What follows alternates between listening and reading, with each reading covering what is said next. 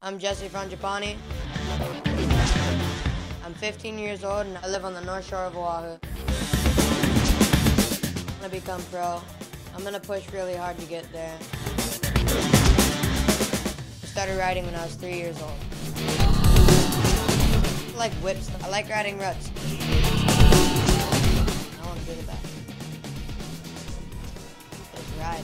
It's making me stronger. It's really fun.